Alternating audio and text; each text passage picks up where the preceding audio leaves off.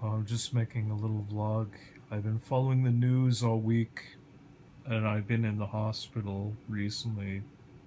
Briefly, I still got my bracelet, if you can see that.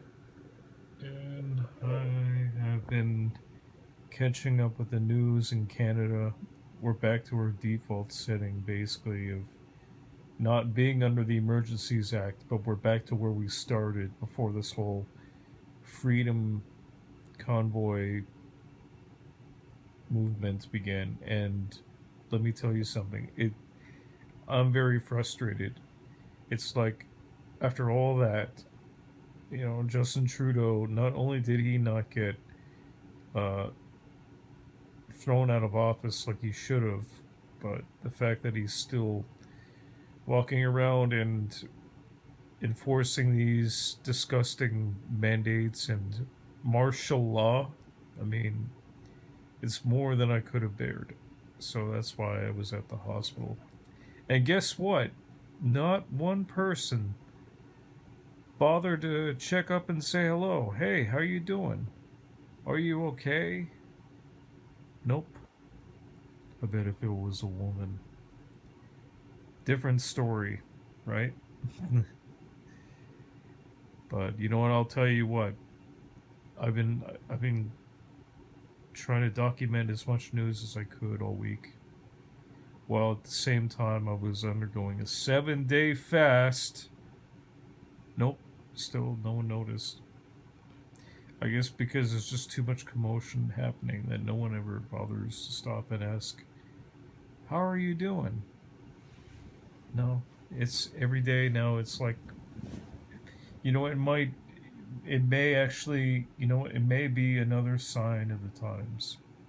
I'm afraid it might be another sign of the times. Yep, it's when the love of many is gonna grow cold. Because social media, as I stated before, it's toxic. I put up with it, I tolerate it, but I don't like it anymore. It's just I was actually gonna do a show if this whole COVID situation turned the opposite direction and we got our freedoms back. I would have celebrated.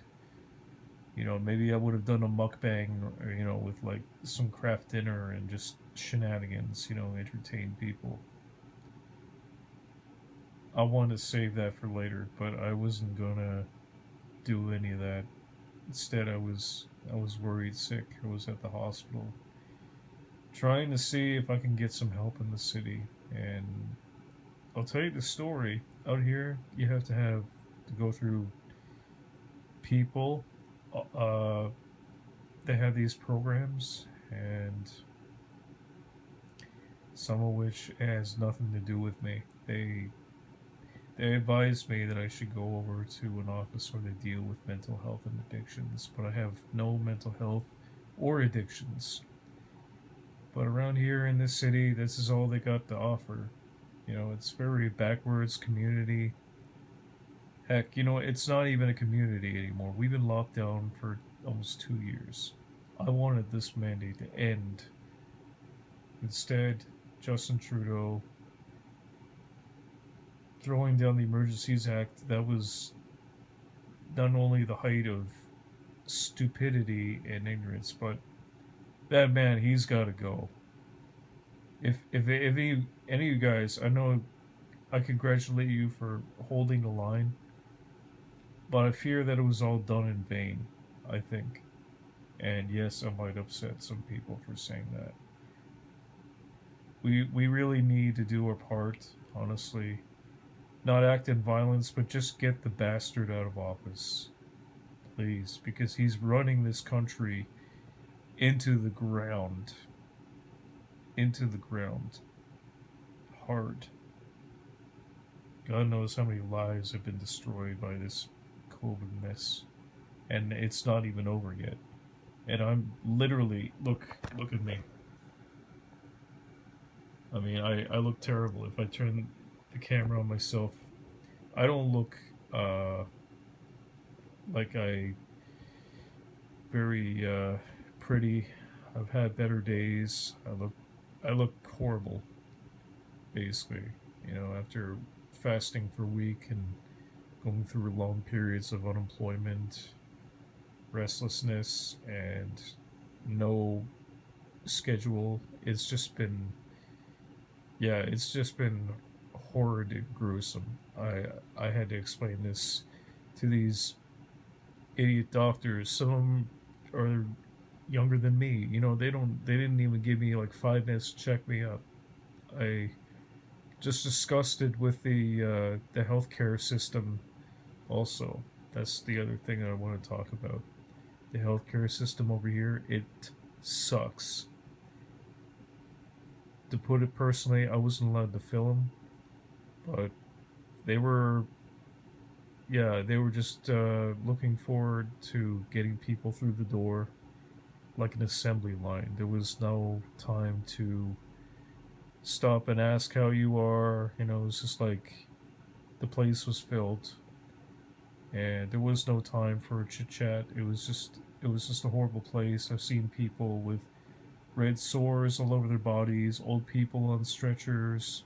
There was a lot of people on stretchers, and in the waiting room, it looked like people were dying, hooked up to IVs, and I don't know what else to say, really. I just didn't get the help I needed. So I'm back where I started. I'm back in this basement, and yeah, I mean, like so many other Canadians that are just living week to week, paycheck to paycheck, I might have to do whatever it takes. Maybe I will continue on to stay on YouTube, but as far as looking to good people, and I say good folk because I don't want to say Christian because that word gets thrown around a lot lately.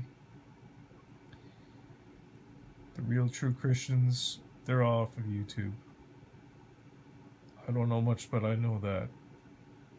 And all the censorship that's been going on after what I've seen. Honestly, what's going on between Ukraine and Russia, I really can't bring myself to give a shit because I'm only concerned about what's happening in my own country right now. And it's a mess. We may never get our freedoms back. It's like communism is probably going to be our future now, the end of freedom as we know it. And yeah, the police and the government, they let everyone down. I don't know what else to say. They let everyone down. It's sad for me to report on that, but that's the truth. And I know that no one's gonna take time to listen to me because I'm just a drop in the bucket. No one will stop to ask how I'm doing. No one will stop to actually listen to me and help share my important videos. Because people get offended when I ask them to do something, even check up on somebody or ask them to do something important. Nope, no one's got time for that. But they'll watch a bunch of TikTok videos and be entertained instead. That's the level of idiocracy that I have to deal with. And yeah, I just don't really feel like talking anymore, to be honest. It's like people are just too distracted, too numbed out, and too jaded to even care about what it is I have to say. So you can go back and watch mainstream entertainment on YouTube and do whatever you like. But I said my 2 cents. I said my piece. And if you see me next week doing something completely different, just know that I'll probably just do it for the sake of doing it, but I'm not going to enjoy it as much. And that you know, try and play ball, but know that I wanted to be real. I wanted to look up to good people and help me get through a really tough situation together, and not make my channel turn out to be a joke like some of these other channels. And yeah, that's all I gotta say. And to the people who are living in Canada, you know what? You're not alone. I feel your frustration. I'm Canadian. That's my main focus right now. Whatever is going on in the rest of the world, it's just gonna have to wait. And